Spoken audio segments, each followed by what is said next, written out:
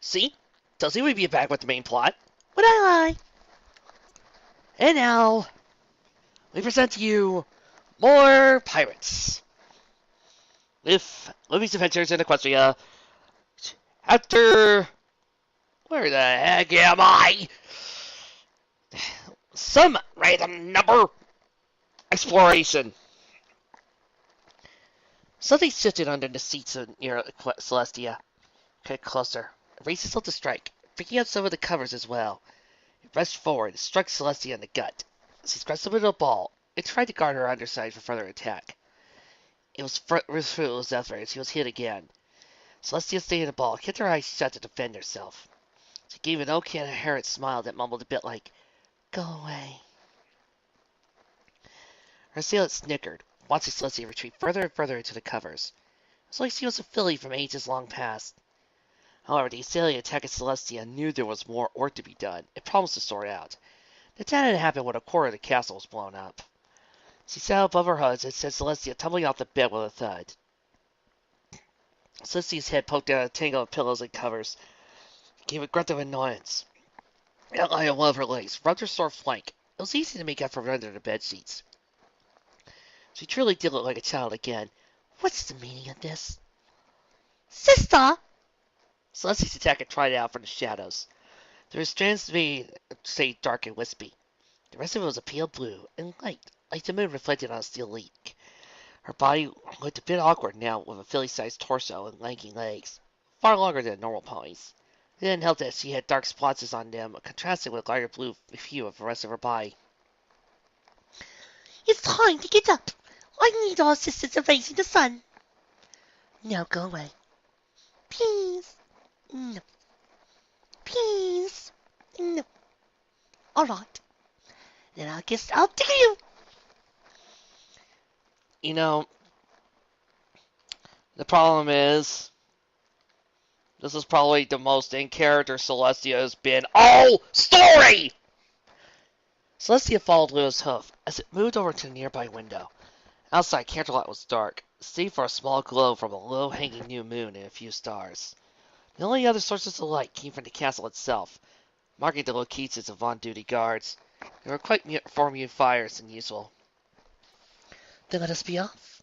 Celestia lit up her horn, and the mist around her unfurled, and immediately reassembled itself back on her bed. She moved over to Luna, before taking a second to think of how odd it was that Luna was currently taller than her. It's bizarre for me, too. Never in all our years have I stood over you, Luna said. A couple of centuries together made faces of a window into the mind. They watched across the bedroom into a balcony door. Luna unlocked it with a smidgen of magic, and a cool nice breeze fell over both her and Celestia. Luna burned a little at the temperature, while Celestia shivered. They made their way to the edge of the balcony, casting their eyes down on the castle and city. Scant movement came from guard patrols in the castle, and none came from Canterlot. The sisters' view drifted off to the far-laying mountains and the horizon beyond them. They stopped at the moon. It was a shiver of grand circle it normally was, but it was all Luna dared muster in her current state. Eyes locked on the target. The sisters took a deep breath at the same time. Rather than their horns glowing, their whole bodies started to sparkle with cosmic magic. Luna clenched her teeth as the tiny moon dipped behind the mountains. Both sisters' breathing became more labored, with the moon fully vanished, and an unnatural darkness took hold of Equestria. The stars went out, and the sky turned into a black void. Sweat poured both down their necks, before the sky to the east gained rosy fingertips and a small yellow glow. Luna was cut from the cosmic magic and steadied herself. The mystical disengagement caused her knees to quiver a little and put her off balance. Celestia, however, remained locked in the shimmering aura for a second later. Her breathing slowed as she closed her eyes. The sun inched up a little more, on the clearest edge of a circle now. When the magic ceased, Celestia's legs shook, and her breathing was hurried again. Luna went over and helped her sister from falling. Bracing Celestia against herself, Luna saw the tips of Celestia's mane had gained multiple soft colors to complement her natural pink. The tips also now moved of their own accord, like tendrils of a morning thaw. This really does remind me of the old days, Luna wheezed. She placed a hoof on Celestia's back. Celestia did the same. Together they took in the dawn. Soon, Canterlot would begin to stir. Milk and newspapers would rest on the doorsteps, overnight trains would arrive at the station, and ponies would awake to another day. Celestia did not reply. Her vision flickered back and forth between Canterlot and the sun. Luna said nothing, and watched her sister pensively stare out at Equestria. It dawned on Luna that Celestia wasn't looking at the sun, though. She was peering beyond it. Sister, do you see the balefire bombs? Oh no, the author has lost his temper at this fic already. No, I'm pretty positive it hasn't gone that bad yet. Discord was true to his nature. Celestia didn't turn her head, and was now focused slowly on the world beyond the horizon. He made this a chaotic land, covered in an illusion, and tucked away from the real world. Maybe he had hoped something would smash the fake sky and end it all. Now Celestia turned to face Luna. Oh, what? Time out. Vic? You can't do this. Okay, you can't have Celestia say this. This brings up so many issues. Issue number 1. Once again, as I've said multiple times, this makes the Discord fight null, void, and utterly stupid! Alright, when you write this, you're essentially saying that Discord, back in the old days, was powerful enough to make Celestia do what he wants, bounce off magic, was able to reflect magic, turn off gravity, and then now turns Equestria into an illusion-covered land where Celestia and Luna have to control the moon and sun. And yet, a single fight with Luffy! You know, Luffy. Not Goku. Luffy. Is enough to take him out? All this power! And Luffy takes him out? Let's go DBC here. King Kai warns Goku that Frieza is all-powerful, and Frieza's unbeatable. And when Goku fights Frieza alone, I remind you, Goku still has problems trying to keep up. It's only until Goku throws the Spirit Bomb that he actually does anything resembling, heavy-duty damage to Frieza. The rest of the time, Frieza's body is pure and flawless. So we know Frieza's all-powerful. But when you do things like this, you are essentially saying that Discord was able to do all this, but couldn't beat Luffy? Why?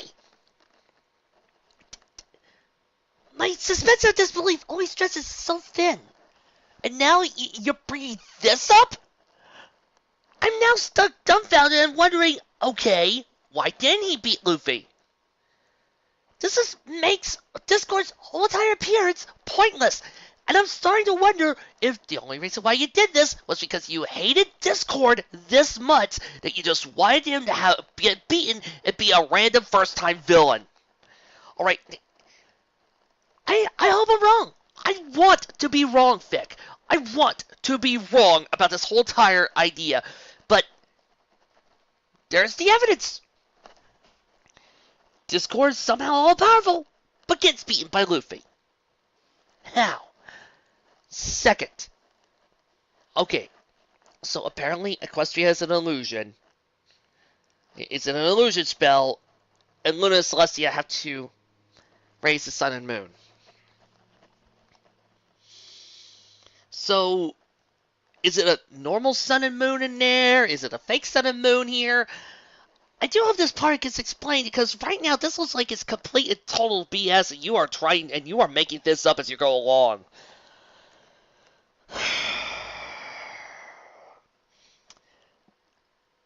Moving on. As light washed over them, they were not princesses, rulers, rebels, or freaks. They were two ponies that had found each other in a mad world.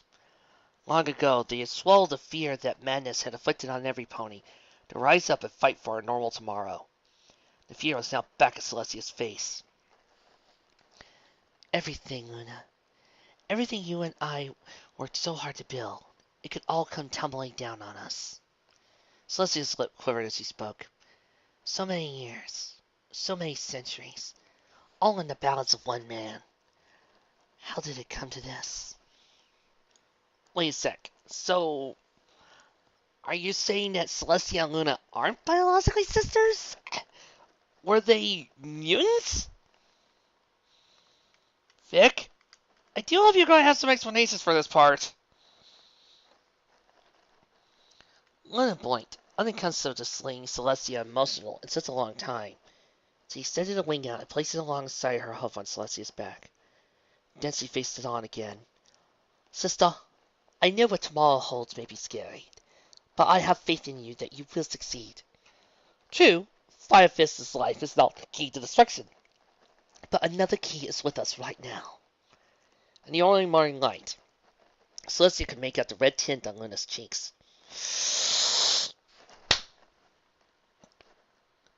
Giving her face a light purple sheen. She inhaled deeply while the gaze shifted over the remains of Luna's old room. The debris had been swept away, but its massive blackened stone walls still poked out of the thick rock that made up the floor. Straw Hat, Celestia whispered. Luna, do you really believe he can do it? Luna withdrew her wing and hoof and walked in front of Celestia. A blush remained on her cheeks, but her eyes now glistened with fire. Celestia knew that fire well. It had blazed as long as Celestia and Luna had gotten them through their worst days. She had not seen it since Luna departed to explore the seas. The celestial dragon snuffed it out. And I'm still asking, how did they do it? You did it off screen. I'm having problems trying to believe that they did it. Celestia, Luna coolly replied. He dared to strike a dragon. Neither you, I, or any other living being would dare do such a thing in fear of reprisal. I inquired further where he sat. Pigmina was quite willing to talk. Straw and his friend struck, knowing full well the consequences. Luna's lips turned down and her wings pulled close to her side. Quite a coincidence that the force sent to kill him and his crew sent him here instead. Celestia's mouth became a neutral line, and her eyes narrowed at Luna's words. Are you implying the government sent him here on purpose? Not the government, but a part of it, or maybe just a single person. From what you said, they haven't changed too much from when I had last suffered under them. But there were still small shifts here and there. The warlords, for one, to become much more trusting of pirates. And I am put alongside them, Celestia sighed. Yes, I'm still curious about that. Why? You're just a princess, you're not a pirate, you're not... You don't have a bounty, last I checked. But here you are. Why? Why? It doesn't really seem to apply anything. If anything, I should be a warlord. But you?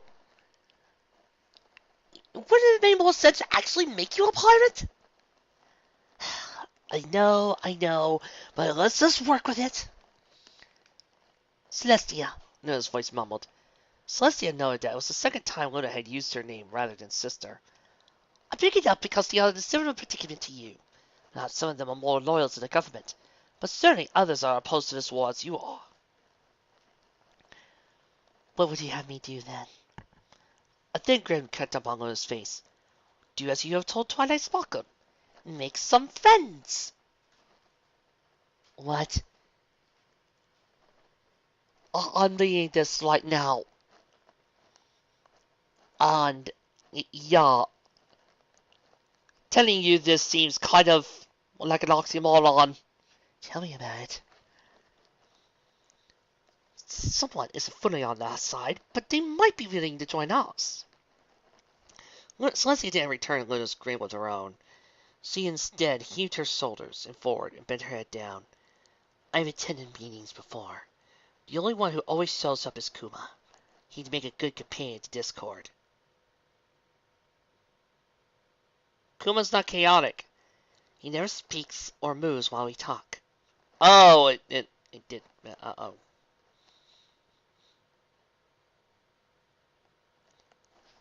That comparison really doesn't work. Then there's Don Flamingo.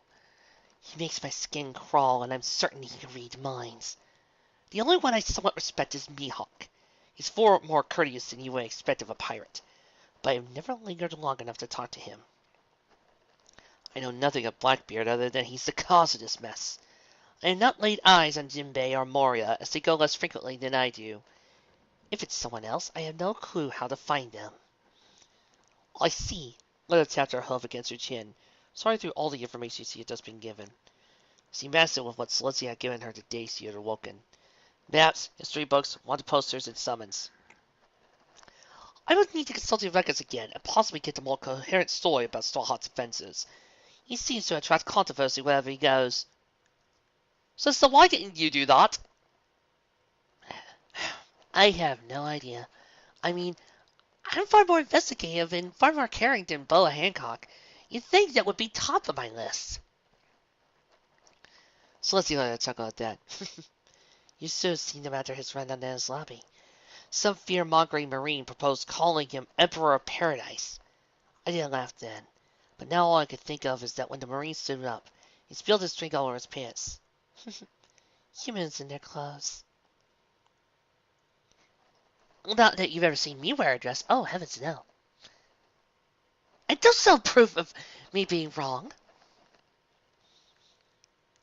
The only way that this line can work is that.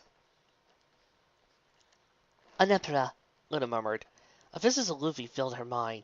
He was standing tall, a proud stallion at the peak of his age, a royal red cloak draped over his shoulders, and a gold crown attached to his head. He sparkled like a crystal pony as he turned to face her. A loud grumble interrupted Luna's thoughts. It brought her back to reality. Celestia was giving her a inquisitive look, with her head caught to her side. Luna, I think your dinner and everybody else's breakfast is in order. Yes! Luna cracked a little, a lazy snippets of the royal candlelight voice. She instantly drew a hoof to her stomach to distract from the crimson hue her face had taken. Yes, I will not thought. I am most hungry, and the lack of nourishment is making, my head light. Sister, why does this author want to do this to me? I'm not attracted to the Straw Hat. I must prefer that handsome royal guard over there as Supernova. It's okay, sister. It's all right. Let me nuzzle you. Celestia kept a sly grin on her face. She turned and made around and her way back to her room. There's no seat. So I get the feeling our guests are already at it. Sister, we will make it through this, won't we? Don't worry. I've read ahead in this fic. It does get better. Oh, boy, does it get better. We just have to sit through the rest of this first.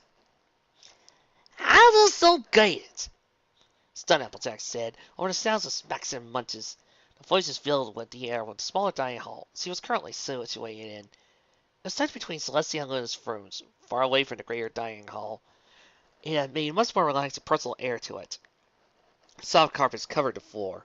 Silken drapes adored the windows. An intricate mural of either dusk or dawn filled the ceiling. However, stunned Applejack's attention, along with Starlight's and Tamaki's, was on the base pony sitting opposite of them. Stacks of empty plates laid at his sides, along with empty banana peels, orange skins, and grapevines.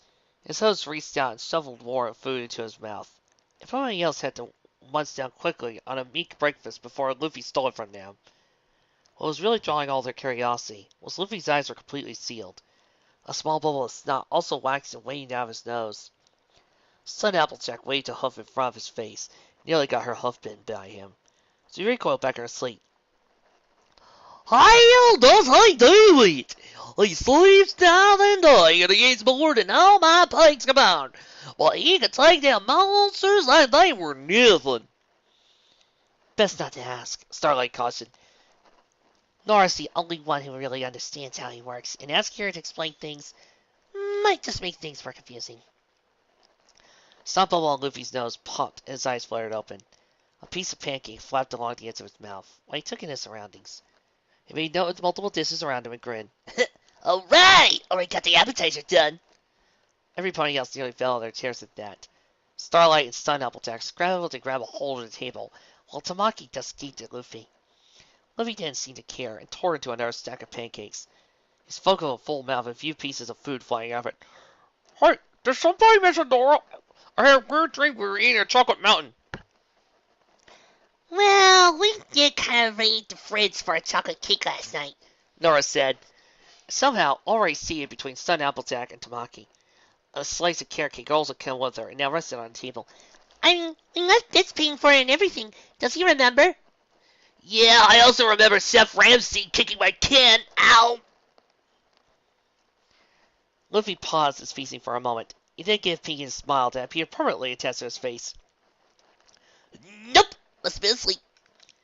Instead of banging her head on the table like everybody else, Pinky's grin and Nora's grin just grew wider. I gotta step up my game. To add to the confusion of breakfast, Nora then pulled out her own stack of pancakes, closed her eyes, and stuffed the cakes into her mouth. Stunned Applejack looked back and forth between Pinky and Luffy, cramming food into their mouths. She sighed and slumped back into her chair. Wishing a little more food was at the table. I swear, y'all two are gonna eat us all cancer lot. I just gotta read the words, eat out all of Canterlot, and be a little pervy. I highly doubt that. The door to the room opened, and Celestia tried in. She walked in awkward places, unaligned legs messing with her balance. Celestia still kept her head high and regal. Canterlot has been wanted for food since the early days of Mayan and Luna's rule. That's not to say Nora and Straw Hat are putting a small dent in it. In my cakes.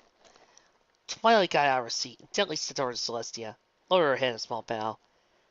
Princess, are you feeling okay? Celestia bent her head down to Starlight and gave a soft nuzzle. With every day, my strength grows as does Luna's. We'll fully be restored soon.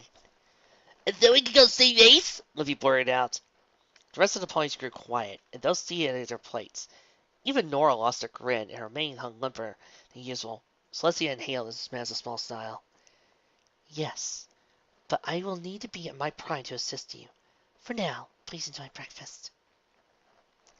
Celestia's focus then drifted away from Luffy, over to the other ponies, and came to rest on Starlight. Starlight, where is your friend Weiss? Oh, She reached back and scratched her mane. Celestia took notice that Starlight's eyes kept shifting over to Luffy, who was once more eating. Well, given Luffy's eating habits, Weiss thought it would be best to eat a small meal in her guest room. Celestia watched as Luffy inhaled a whole bushel of banana skin and all. It'd probably be best not to tell her that in the old days, eating like that was normal for pirates. Fruits, festivals, and other perishable items were such a Weiss back then. Hey! Just kidding. A rarity back then that they would stuff themselves to the point of bursting. Nora giggled at Celestia's explanation. So Luffy must be a really good pirate then, right? Or a super hunger room, Stun Applejack quipped. Oh! Starlight's eyes nervously shifted away from Luffy and back to Celestia, filled with desperation, changed the subject. How's Princess Luna? I haven't seen her around much after the, incident. How's her recovering going? Celestia noticed a clump of flowing blue on the edge of a nearby window. She momentarily craned her head to watch it, but seemed to notice her darted away. Celestia then stared at her steward again. In current form, they were practically eye level. Luna is doing well. She gets much more demure when we're in our current state, though, among other things. Oh, my, Tamaki mumbled. She was drawing a circle on a table of hoof, but her head was turned towards Celestia. Caught on already, Celestia mused. Now, was it because of her nature or hockey? Either way, she won't be able to make much of a fuss about it. Celestia mentally sighed and was brought back to when she first awakened after her rampage. Her words had been blunt, but they'd been true in striking Luna's heart. We're both just tired, and Luna has lived long enough to know that infatuation is a folly for us. I hope. I wonder why I'm letting the Kings get away with it, but it's a folly for us. In one of the many apartment complexes at Canterlot, a young man was getting ready for the day. Truth be told, he had already taken up a few hours making breakfast, tidying up her room, fine-tuning her instrument. She swept her long black hair, which had fallen in front of her face, when she packed her cello onto her back. Ready for another day, Octavia made her way to the door. On the way, she passed a small alcove which led to the kitchen. Her roommate was at a table, smacking on cereal and cider. How Vinyl drank cider so early in the day was a mystery to Octavia. Then again, Vinyl could rival Nightmare Moon as a creature in the night. I want to look, Vinyl, Octavia called out. Her phone! Vinyl replied with a mouthful of cereal. She swallowed, put down a spoon, and smirked at Octavia. Just remember to be careful, though. I heard there's been a lot of weird things going on. Remember that story I told you about the car last night? Why are we visiting Octavia and Vinyl? This story better have a point with these two. Octavia's form slumped a little. She had grown accustomed to Vinyl's wild tales, but wasn't in the mood for them at the moment. I would imagine you'd be a little more respectful. An ancient evil threatened Equestria. Ruled the castle, a Yulok cross began a few random rumors from a drunken god pony. Octavia didn't wait for a reply and marched over to the door. There was a little space between her and the apartment in the street. However, she lived in such a more quiet area of Canterlot, so it wasn't a terrible deal, and worth the apartment's price. She soaked in the morning sun, taking in the sky. Honestly, fine. A pony that swings like a monkey and stretches like rubber. No doubt something discord would make, but the elements dealt with that. It feels good to be outside again. The castle's getting boring. A pony yelled as it led onto the apartment's room with a disturbingly long hoof. He had a crazed grin on his face, similar to the one Vinyl wore when she was in the character for her job. Octavia stood frozen as the pony's other front hoof extended far past the hoof, where it so extended, grabbed the other building. With another sling, it bounded over to an ancient seat in Octavia's sight. Wait up! You're going too fast! Before Octavia could recover, a pink blur dived past her. Upon closer inspection, Octavia realized the blur was actually bouncing at ludicrous speeds. The blur slowed down long enough. As it too went down the adjacent street, Octavia could make out it was actually a pony. Just from when the dust settled from the bouncing pony, two ponies surrounded the corner and chased after them. One was orange and decked out in a Stetson hat, while the other was light pink. They both looked a little haggard, but the pink one looked completely winded. They didn't stop at giving a taste to the other ponies. Finally, a soft yellow Pegasus trailed off around her, going at a leisurely pace. Her eyes sometimes started to the castle or behind her, or to her side, or really anywhere. She ducked her head when she locked eyes on Octavia, and sped up to the other ponies. Octavia stood still on her doorstep. Her right eye twitched a little. She didn't notice Vinyl walk over to her, while taking a cup of coffee at her side. Vinyl took a quick drink of the brew, and watched Fluttershy's tail advance behind another corner. So that's what a chaotic monkey pony looks like. I was suspecting it to be a bit hairier. Octavia responded, by crashing to the ground. Luffy, slow down! Pinky called out. In front of her, across the rooftops, Luffy swung along. I can't keep up! Okay. Luffy let go of the statue and grasped his last step, and slammed to the ground. So dug deep and created piles of dirt where he finally stopped. He then thrusted himself up in the air and went, Woohoo! Superior landing! All around, the ponies were gawking and whispering, but didn't take notice. He instead twisted his neck back like an owl. This place is pretty fun. I know, Pinky gasped. You should raise Sassy when she's better. Luffy's eyes went into the sky, and then rubbed his chin with his hoof. Maybe I'll ask her to join my crew. Nah. Pinky regained her breath, and playfully swatted a hoof at Luffy. Sassy may like adventure, but she'll never get a chance to join the Wandervels. Luffy's head slumped at Nora's reply. A few tears dribbled onto the ground. But a flying pony would be so cool! I'll swear I'm gonna tie you two up! Luffy looked up, and Nora twisted her head to see a sun apple set glaring at him. Starlight was close behind, but breathing too heavily to speak. You're gonna tear up the whole down tire running around like that! We were just having fun! Luffy and Nora both said at the same time. Stun Applejack lifted her hat up and wiped away the sweat that had built up on her brow. How going on there, Luffy? Why don't you tell us one of your stories? Oh, oh. Nora hopped around Luffy like her hose were made of pogo sticks. Tell the one about the giants, or the fox guy, or the giant wheel. Stop! Nora rasped. Starlight rasped. She slowly trotted over to Luffy, an unnerving smile on her face. Her left eyelid twitched a little. How about you tell us what you do on a normal day? Ugh, but that's boring! Luffy sighed. No, it's not. Starlight's voice cracked a little as she spoke. No pony steals very much, so it'd be very interesting if you would sit down and explain in detail what you do on a normal day. Yes, Tamaki muttered, finally caught up with the rest of the group. She landed without kicking any dirt and tucked her wings in. I mean, if you wouldn't mind, I'd like to hear about your normal day too, or what your reindeer friends does. Okay. Luffy trotted over to a nearby statue and took his seat at the base. He relaxed against the stone and sniffed the morning air. We're getting something good after this, though. Anyway, most days? Luffy sat atop of the great wooden lion.